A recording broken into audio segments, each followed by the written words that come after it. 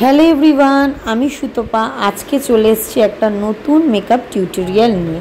তো সবাই তোমরা কেমন আছো? আশা করি সবাই তোমরা ভালো আছো। দেখো, মুখে আমি প্রথমে ফেস ওয়াশটা দিয়ে নিয়েছি। দিয়ে নেওয়ার পর আমি আবার একটা ওয়েব টিস্যু দিয়ে ভালো করে বাদবাকি যদি মুখের কোনো ময়লা থাকে বা নোংরা থাকে সেগুলো একেবারে এটাতে বেরিয়ে যাবে। তারপর আমি ইউজ করে নিচ্ছি টোনার।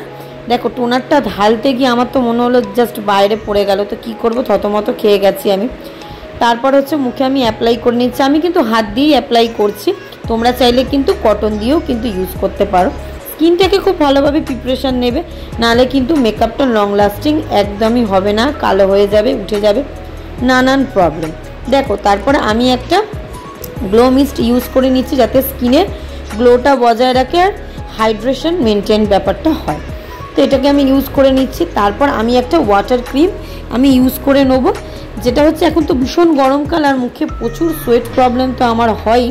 তো সেই সোয়েট প্রবলেমের জন্যই আমি কিন্তু এটাকে আমি ইউজ করে নিচ্ছি। চলো, আজকে তোমাদের সাথে কিছু কথা আজকের আমি শেয়ার করি। অনেকেরই মেসেজ থাকে, অনেকেরই ফোন থাকে, ফোন করে আমাকে জিজ্ঞাসা করে, তো সেই কথাগুলো কিন্তু আমি শেয়ার করে নিচ্ছি। এটা কিন্তু কারোর উদ্দেশ্যে বলা না, এটা জাস্ট একটা কথা যেটা তোমাদের সাথে শেয়ার করেছি। এটা অনেকেরই ভাবনা, সেই ভাবনাটাই আজকে আমি তোমাদের সাথে শেয়ার করছি।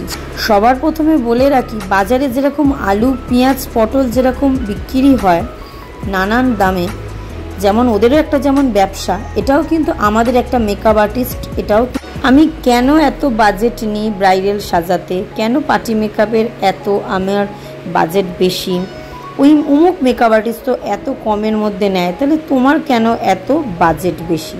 সবার প্রথম বলে রাখি, সবার কিন্তু বাজেট কখনোই সমান হবে না। সবাই যেরকম একই টিচারের কাছে যেরকম পড়াশোনা করো না, আলাদা আলাদা টিচারের কাছে যখন আমরা হই, কলেজে যখন যাই আলাদা আলাদা, ফিজিক্সের আলাদা টিচার হয়, হিস্ট্রির আলাদা করে টিচার হয়, ঠিক আমাদের এই লাইনটাও সেরকম। সবাই তো আমরা এক টিচারের কাছে শিখি না, আর শিক্ষার একটা কিন্তু আলাদাই দাম হয়, সেটা কিন্তু চোখে দেখা যায় না। আমি যে এক্সপিরিয়েন্সটা নিয়ে বড় হয়েছি, আমি যার কাছে শিখেছি, আমার যতটা সময়, যতটা বছর লেগেছে একটা এক্সপিরিয়েন্সে, হয়তো আমি এই বাজেটটা নিই, যেটা অনেকেই নেয় না। তার মানে কিন্তু এই না যারা কমের মধ্যে নিচ্ছে বলে তারা খারাপ মেকআপ আর্টিস্ট, বা আমি বেশি নিচ্ছি বলে আমি ভালো মেকআপ আর্টিস্ট।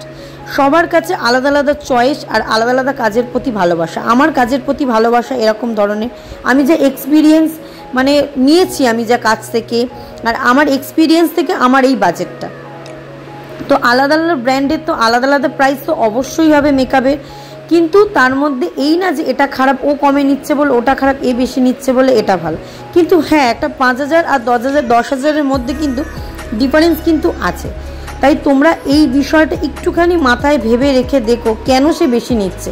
আমি নিচ্ছি আমার এক্সপিরিয়েন্সের জন্য, আমার কাজের প্রতি এই যে ভালোবাসা, এই যে ভিডিও করা, এত প্রেজেন্টেশন দেয়া, এত শ্যুট করা, কোন মেকআপ করলে কিভাবে মুখে লং লাস্টিং হবে, কোন ময়শ্চারাইজার মাখলে স্কিনের মধ্যে বেশি সোয়েট প্রুফটা হবে না, সোয়েটটা কম হবে, আর কোনো মুখে থাকলে কী ফাউন্ডেশন ইউজ করবে, এই যে এক্সপিরিয়েন্সগুলো, এই যে প্রোডাক্টের যে খেলা, এই যে প্রোডাক্টের বিষয় হচ্ছে অভিজ্ঞতা।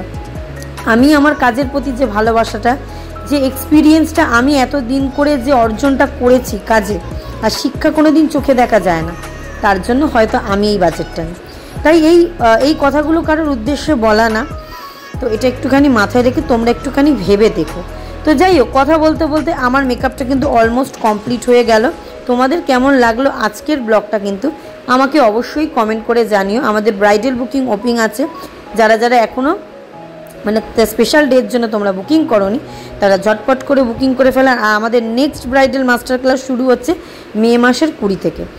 সো সবাই ভালো থেকো, সুস্থ থেকো, দেখা হচ্ছে নেক্সট ব্লগে। টাটা, বাই।